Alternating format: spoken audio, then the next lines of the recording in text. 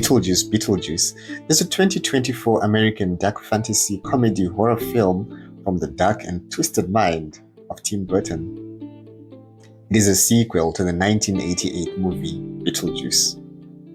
It is the second film of the Beetlejuice franchise, with Michael Keaton, Winona Ryder, and Catherine O'Hara reprising their roles alongside a new cast. Beetlejuice was theatrically released by Warner Brothers on 8 September 2024. The story continues 36 years later with Lydia Dietz now the host of a supernatural show.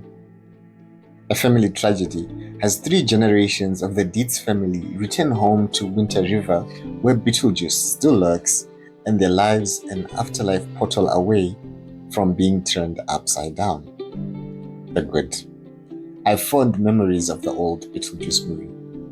I'm fairly sure I had no business watching it at the age I was back in the day it came out. I thought it was a hilarious creepfest, and Michael Keaton as the titular character was a larger-than-life, obnoxious character you absolutely love to hate. There's been talks of doing the sequel over the years, but it never came to pass until now. Beetlejuice has some of the original cast reprising their roles and some new actors who managed to fit right into the wackiness. It's been over 30 years since the last movie, and the cast has aged, so the characters are older with new relationship dynamics. Winona Ryder as Lydia Dietz has grown into a mother of a rebellious teen, Astrid, played by Jenna Ortega. Fans might recognize her as Wednesday Addams, and Catherine O'Hara as Delia Dietz, Lydia's mother and Astrid's grandmother, is an eccentric artist hostess.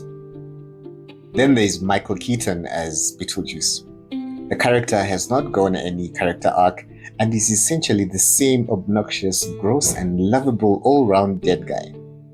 Keaton looks like he has as much fun doing this sequel as he did in the original movie, slipping back into the role as easily as one slips into a Santa Claus suit and becomes the embodiment of Christmas, but make it creepy, ghostly, and Halloween.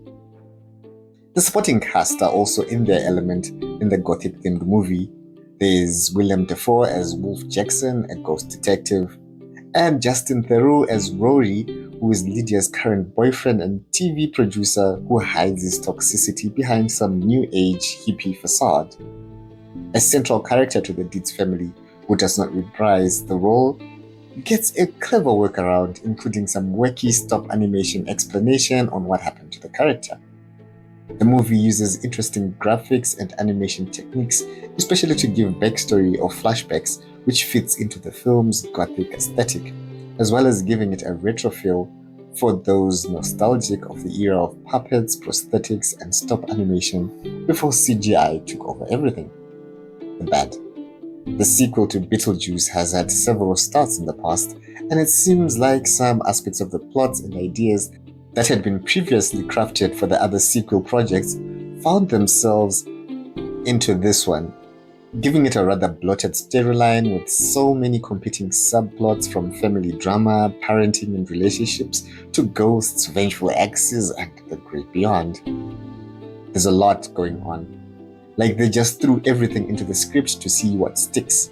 Some of it works, some of it falls flat, giving the production an erratic pacing on its quest to answer the question why this movie was made in the first place, or who it's for, navigating a balance between older friends of Beetlejuice and a younger audience.